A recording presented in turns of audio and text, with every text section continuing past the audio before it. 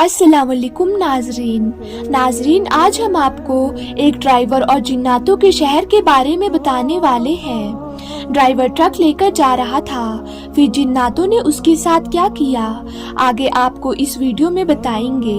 ये अरब के एक इलाके की बात है। जब एक ड्राइवर रात में गलती से जिन्नातों के शहर में पहुंच गया तो उसके साथ जिन्नातों ने क्या किया, चलिए आपको बताते हैं। नाजरीन, अगर आपने अभी तक हमारी वीडियो को लाइक नहीं किया है तो आगे बढ़ने से पहले आप तमाम लोगों से गुजारिश है कि इस वीडियो को लाइक जरूर कर दे और हमारे चैनल को सब्सक्राइब भी कर दे। नाजरीन, ये एक ट्रक ड्राइवर की कहानी है। वो बताता है कि एक दिन मैं ईंटों का एक ट्रक लोड करके जा रहा था। रात क्योंकि बहुत ज्यादा हो चुकी थी, इसीलिए हर तरफ अंधेरा ही अंधेरा था, लेकिन मेरी ट्रक की लाइट की वजह से मुझे कोई परेशानी नहीं थी। मुझे सब कुछ साफ साफ दिखाई दे रहा था। रास्ते में एक पुलिस चौकी थी। जब मैं वहाँ पर पहुँचा तो पुलिस ने मुझे रोक लिया। वहाँ और भी बहुत ट्रक और गाड़ियों की लाइन लगी हुई थी। जब मेरी बारी आई तो मेरी गाड़ी को भी चेक किया गया। मैंने पीछे ट्रक का दरवाजा खोला और पुलिस ने सारी ईंटों का अच्छी तरह से जायजा लिया। फिर मुझे क्लियर करार दे दिया और मैं उनका शुक्रिया अदा करते हुए आगे बढ़ गया। रात क्योंकि काफी हो चुकी थी, मुझे बहुत ज्यादा भूख भी लग रही थी क्योंकि मैंने सुबह नाश्ता किया था, उसके बाद खाना नहीं खाया था। मेरा ये मामला था कि मैं खाना कभी भी अकेला नहीं खाता था, बल्कि किसी न किसी को साथ लेकर खाना खाया करता था। अक्सर ऐसा होता कि जब मैं किसी को ढाबे पर खाना खाते हुए देखता तो मैं उनके साथ बैठकर खाना खा लेता, लेकिन उस वक्त मैं जहाँ पर था वहाँ पर मुझे दूर दूर तक कोई नजर नहीं आ रहा था। तकरीबन 10 मिनट के बाद मुझे थोड़ी दूर एक रोशनी नजर आई। मैंने अंदाजा लगाया कि हो सकता है कि वहाँ कोई अरबी लोग बैठकर दावत खा रहे हों।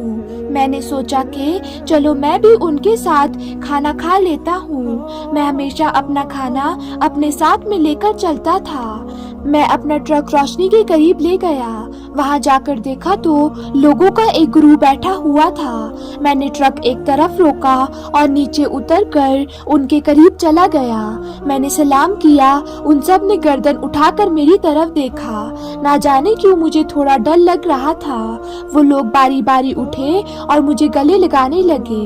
उनमें से एक ने जब मुझे गले लगाया तो मुझे यूं महसूस हुआ जैसे वो मुझे सूंघ रहा हो। फिर उसने धीरे से पूछा, क्या तुमने कोई खुशबू लगाई है? मैंने कहा, नहीं, मैंने कोई खुशबू नहीं लगाई। ये सुनकर वो मुस्कुरा दिया और अपने साथ बिठा लिया।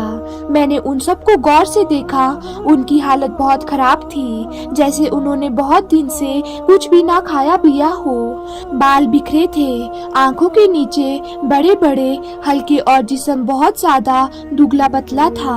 उनमें से कुछ के हाथ भी कांप रहे थे। उन्होंने मुझसे पूछा, तुम यहाँ क्या कर रहे हो? मैंने उन्हें बताया कि मैं काम के सिलसिले से यहाँ आया हूँ और ये भी बताया कि मैं उनके साथ खाना खाना चाहता हूँ। वो लोग आग के चारों तरफ बैठे थे और उस आग के ऊपर देगची रखी हुई थी। मैंने सोचा शायद ये लोग कुछ पका रहे हों, क्योंकि उनके एक तरफ प्लेट भी रखी हुई थी। उनमें से एक ने मुझे प्लेट में खाना डाल कर दिया और कहा, खाना खा लो। मुझे थोड़ा अजीब सा लग रहा था। मैंने कहा, क्या मैं ये खाना अपनी गाड़ी में जाकर खा सकता हूँ? उन्होंने कहा, जरूर, तुम गाड़ी में जाकर खाना खा सकते हो। मैं थोड़ा आगे बढ़ा। एक ने मुझे रोका और मेरी प्लेट के ऊपर एक और प्लेट रख दिया ताकि खाना रेत से बच सके। मैंने शुक्रिया अदा किया और फिर वहाँ से चल पड़ा। मुझे उससे अजीब सा डर महसूस हो रहा था, इसीलिए मुझे वहाँ से जाना बेहतर लगा, लेकिन मुझे अपनी सोच पर भी अफसोस हो रहा था। वो सब इतना अच्छे से मिले मुझसे, खाना भी दिया मुझे। उनके बारे में मुझे उल्टा सीधा नहीं सोचना चाहिए। इसी सोच में गुम मैं अपनी गाड़ी तक पहुँचा। मैं अपनी गाड़ी के अंदर बैठा। मैंने कोल्ड ड्रिंक निकाली और जैसे ही खाने की प्लेट हटाई तो एक बहुत गंदी बदबू आई। मैंने प्लेट में देखा तो तो खाने की जगह अजीब किस्म का गंध था। मैंने फौरन प्लेट को फेंका। मुझे उन लोगों की बात पर बहुत ज्यादा गुस्सा आया कि भला ये क्या तरीका है, किसी की बेइज्जती क्या ऐसे की जाती है। खाना नहीं खिलाना था, ना खिलाते। इस तरह का बेहुदा मजाक करने का आखिर क्या मकसद है। ये सोचकर मैं उन लोगों को सुनाने के लिए ट्रक से नीचे उतरा। जब उस जगह गया वहाँ कुछ भी नहीं था, हर तरफ अंधेरा ही अंधेरा था। पता नहीं वो लोग कहाँ गायब हो गए। मैंने अपनी टॉर्च जलाई, लेकिन सन्नाटे के अलावा दूर दूर तक कुछ भी नजर नहीं आ रहा था।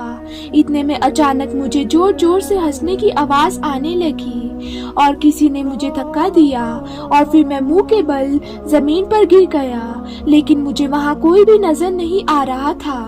मैंने सोचा ये सब कुछ क्या हो रहा है, आखिर वो लोग कौन थे। फिर मुझे याद आया कि वो आदमी मुझसे पूछ रहा था कि मैंने कोई खुशबू तो नहीं लगाई। मुझे शक हुआ कि वो गुरु जिनों का गुरु था, क्योंकि शैतान जिन खुशबू से भागते हैं। ये सोचते ही मैं हैरान हो गया और मैं जल्दी से उठा और अपने ट्रक की तरफ भागने लगा, लेकिन रेगिस्तान की मिट्टी में मेरे पाँव फिसलते जा रहे थे। मुझे ऐसा महसूस हो रहा था जैसे किसी ने मुझे जकड़ लिया हो।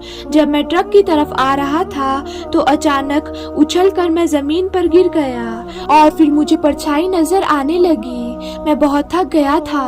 फिर मैंने देखा मेरा ट्रक हवा में है और अचानक ही ट्रक को छोड़ दिया जाता है और जमीन पर जबरदस्त धमाका हुआ। ये देखकर मेरी हालत रोने वाली हो गई थी। मैं दर्द की वजह से करा रहा था।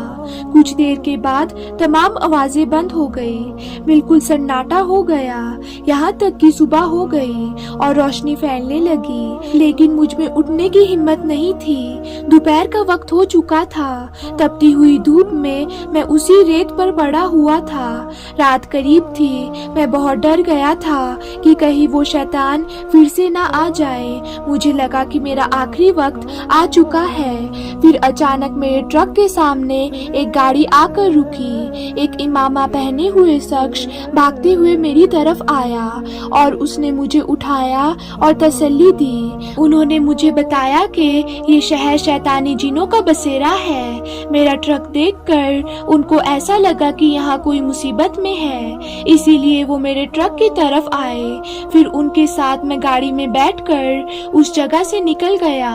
वो ट्रक ड्राइवर भाई बताते हैं कि अगर आज भी मुझे वो वाकया याद आ जाए तो मैं हैरान हो जाता हूँ और फिर मैं अल्लाह ताला का शुक्र अदा करता हूँ कि अल्लाह ताला ने किस तरह से मुझे इतनी बड़ी मुसीबत से खैरो आफियत के साथ बचा लिया था।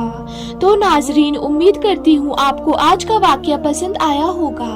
तो नाजरीन, फिर मिलते हैं कैसी ही नई वीडियो के साथ। तब तक के लिए अल्लाह हाफिज।